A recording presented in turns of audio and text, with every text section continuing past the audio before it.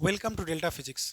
तो आइए आज आपको हम इलेक्ट्रोस्टैटिक एक नए अंदाज में शुरू करते हैं और आज से आपका डेली इलेक्ट्रोस्टैटिक अपलोड हो जाएगा और आप लोग डेली का काम डेली देख सकते हैं। तो चलिए, सबसे पहले बात हुआ सर इलेक्ट्रोस्टैटिक होता क्या है। तो सुनिए, इलेक्ट्रो का मतलब होता है चार्ज और स्टैटिक का मतलब होता है रेस्ट। यानी हम लोग इलेक्ट्रोस्टैटिक में रुके हुए चार्ज के बारे में पढ़ते हैं, इसीलिए इसका नाम इलेक्ट्रोस्टैटिक पड़ा है। ठीक है सर, इलेक्ट्रोस्टैटिक समझ गए।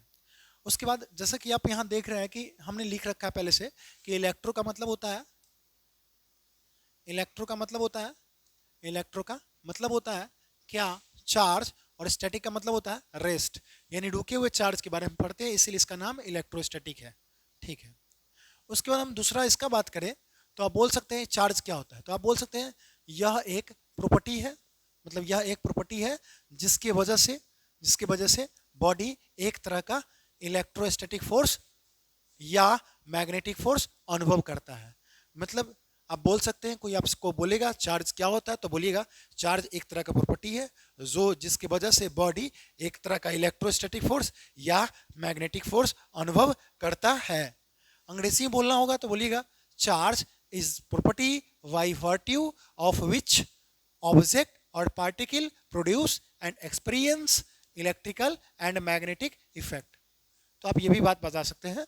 तो कुल मिला के अगर बोला जाए कि चार्ज क्या होता है तो बोलिएगा चार्ज एक किसी बॉडी का प्रॉपर्टी होता है जो इलेक्ट्रिक इफेक्ट और मैग्नेटिक इफेक्ट देता है।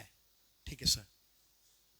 अगर हम बात करें चार्ज कितने तरह का होता है तो आप बोल सकते हैं चार्ज जो होता है वह दो तरह का होता है। एक का नाम है पॉजिटिव चार्ज और एक का नाम है नेगेटिव चार्ज। यानी अगर आपको बोलना होगा चार्ज क्या तरह का होता है तो दो बोलिएगा चार्ज दो तरह का होता है, एक का नाम है पॉजिटिव चार्ज और एक का नाम है नेगेटिव चार्ज। अब बात हुआ कि सर पॉजिटिव चार्ज किसको कहते हैं। तो पॉजिटिव चार्ज का मतलब है उसकी वाली उसको छोड़ के जा चुकी है। यानी कोई किसी को अगर छोड़ दे तो जिसको छोड़ा जाएगा वो बॉडी पॉजिटिव कहलाता है।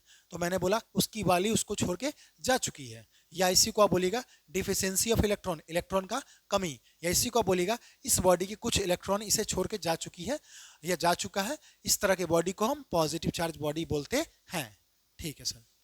उसके अगर बात करें निगेटिव चार्ज तो बोलेगा निगेटिव चार्ज का मतलब होता है इलेक्ट्रॉन का एक्सेस होना।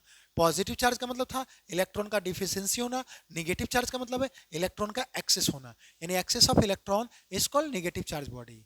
ठीक है।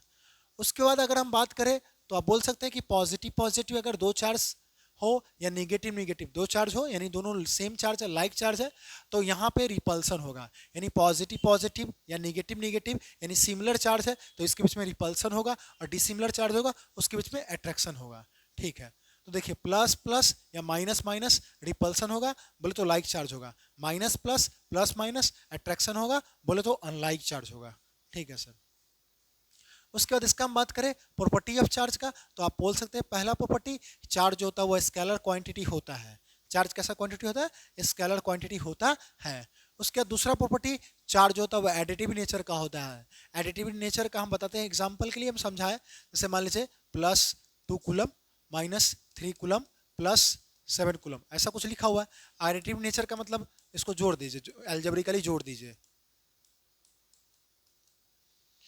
जब इसको जोड़े 7 दूनी 9, 9 में से 3 गए, यानी कितना कूलम का चार्ज आया इसके पास, 6 कूलम का चार्ज आया। तो ये बताना चाह रहा है कि चार्ज होता है वो एडिटिव नेचर का होता है।